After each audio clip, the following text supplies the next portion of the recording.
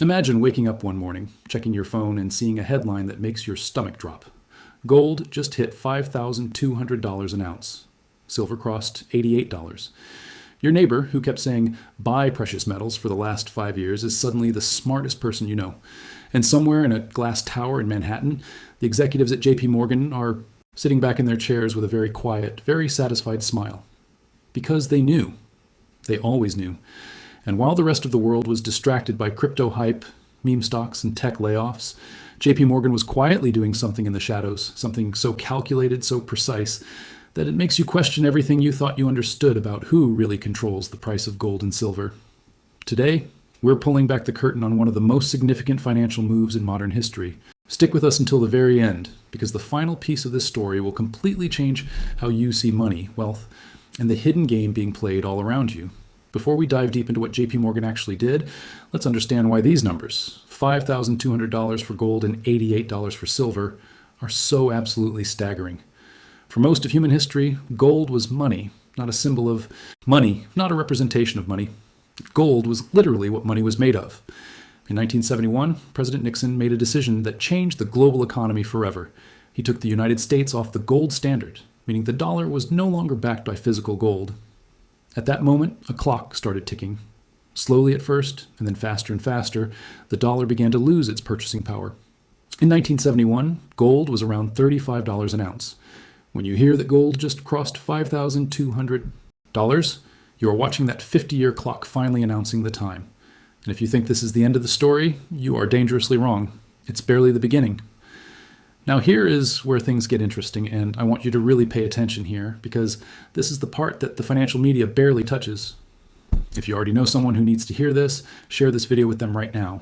And if you find value in what we're covering today, hit that like button and subscribe to John AG 1.0, because we cover the stories that matter, the ones hidden between the headlines. Okay, back to JPMorgan.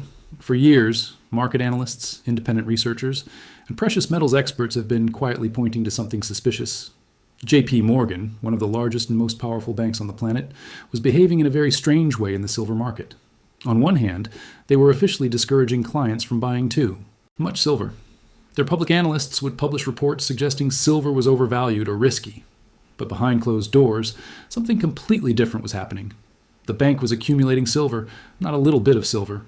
We are talking about hundreds of millions of ounces, stockpiled in vaults around the world.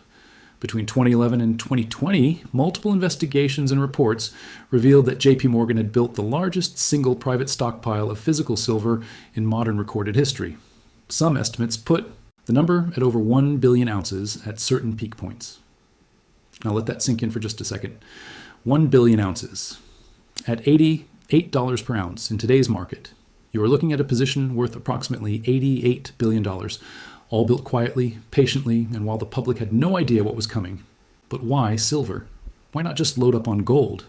The answer is something called the gold-to-silver ratio, and understanding it is like finding the cheat code to understanding precious metals markets. Historically, for thousands of years, the ratio of gold to silver in the ground has been roughly 1 to 15, meaning for every ounce of gold, there are about 15 ounces of silver. For most of financial history, the market price reflected this reality, but in recent decades, the ratio exploded. At times, gold cost 80, 90, even over 100 times the price of silver. Every single time in modern history when this ratio stretches this far beyond its natural level, it eventually snaps back. And when it snaps back, silver's price doesn't just rise, it explodes. JPMorgan, with its army of physicists, mathematicians, and market analysts, understood this. They studied it, they modeled it, and then they positioned themselves on the right side of the biggest snapback in precious metals history. Now here is where the story gets darker. And I want to be honest with you because this is a complex subject. There were actual federal investigations and criminal prosecutions related to JPMorgan's metals trading desk. In 2020, the Department of Justice charged traders at the bank with a crime called spoofing, which is when you place enormous fake orders in the market to push prices in one direction and then cancel those orders once the market has moved where you wanted it. It's manipulation, plain and simple. The bank ultimately paid nearly $1 billion in penalties to resolve those investigations. Or read that sentence again, slowly. The largest single bank in the United States paid nearly $1 billion in fines related to manipulating the precious metals market. And yet, Very few people in the mainstream financial world talk about what that actually means for everyday investors, for your retirement account, for the value of the money sitting in your savings right now.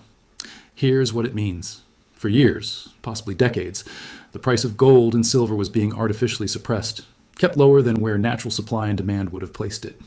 Which means anyone who was trying to protect their wealth in real assets, in real money with thousands of years of history, was being cheated. The alarm clock was wound back. The timer was delayed. But you cannot hold back away forever. And when the suppression finally ends, when the manipulation stops or becomes too costly to maintain, the price doesn't just return to normal, it overshoots. It rockets past where it should have been because years of compressed energy are released all at once. So let's talk about what $5,200 gold and $88 silver actually means for the economy and for you sitting at home watching this right now. There are a few scenarios that serious analysts have outlined. The first scenario is the currency devaluation story. Governments around the world have printed extraordinary amounts of money since 2008 and even more aggressively since 2020. The United States national debt is now in the tens of trillions of dollars and climbing every single day. At some point, the bond markets lose faith. At some point, foreign nations stop absorbing unlimited dollar debt. At that moment, the dollar weakens dramatically, and everything priced in dollars, including gold and silver, goes up simply because the measuring stick has shrunk. The second scenario is the industrial demand explosion. Silver is not just a precious metal, it is a critical industrial metal. Every single solar panel contains silver. Every electric vehicle uses silver in its components. Every smartphone, every satellite, every advanced weapon system requires silver. The world has decided to electrify everything, and silver is a foundational ingredient in that transition. Some analysts now believe that the industrial demand alone could push silver prices to levels that would have seemed like science fiction just 10 years ago. When you combine the monetary demand with the industrial demand, you understand why some very serious, very smart people are making very large bets. Now let me be clear about something important. Nothing in this video is financial advice. Every investment carries risk, and precious metals are volatile assets that can swing wildly in both directions. The goal here is not to tell you what to do with your money. The goal is to make sure you understand what is happening, because an informed person is a powerful person. And right now, millions of Americans are watching their savings slowly lose purchasing power without even understanding why. The dollar you saved 10 years ago buys significantly less today. That's not an opinion, that's arithmetic. The question is what, if anything, you choose to do about it. Here is the final piece of this puzzle, the part I promised you at the beginning, the part that changes everything. JPMorgan's accumulation of silver didn't just happen randomly, it happened alongside a very specific global conversation about the future of the monetary system. There are serious proposals being discussed, quietly but steadily, about a new international financial framework, one that might partially relink major currencies to hard assets like gold and silver. Several countries, including some of the world's largest economies, have been repatriating their gold reserves, bringing physical gold back within their own borders rather than leaving it stored in New York or London. Why would a country spend enormous resources to physically move tons of gold unless they believed those bars would soon matter a great deal more than they do today? These aren't conspiracy theories. These are documented, verifiable. Actions taken by sovereign governments, Russia, China, India, Germany, and many others have all made significant moves to increase or repatriate their gold reserves within recent years. When the biggest players on the global stage are quietly stacking the table with hard assets, it is worth asking yourself why. The clock that started ticking in 1971 may be reaching a very significant moment. Gold at $5,200, silver at $88. JPMorgan holding a position that would make even the most aggressive hedge fund managers jaw drop. These are not random data points. They are connected. They tell a story about what happens when financial systems built on trust, on promises, on the assumption that everyone will keep playing by the existing rules, begin to show their cracks. We want to hear from you right now. Do you own any gold or silver? Are you watching this situation and thinking about making a move, or do you think precious metals are overhyped? Drop your thoughts in the comments below. This is a conversation, not a lecture, and some of the most interesting perspectives we have ever encountered have come from the people watching these videos. If this story made you think, share it with someone in your life who needs to understand what's happening in the financial world.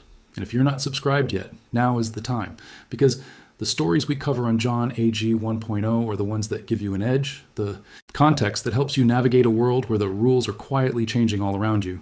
The Great Financial Reset, if it comes, will not be announced on the evening news with a 5-minute warning.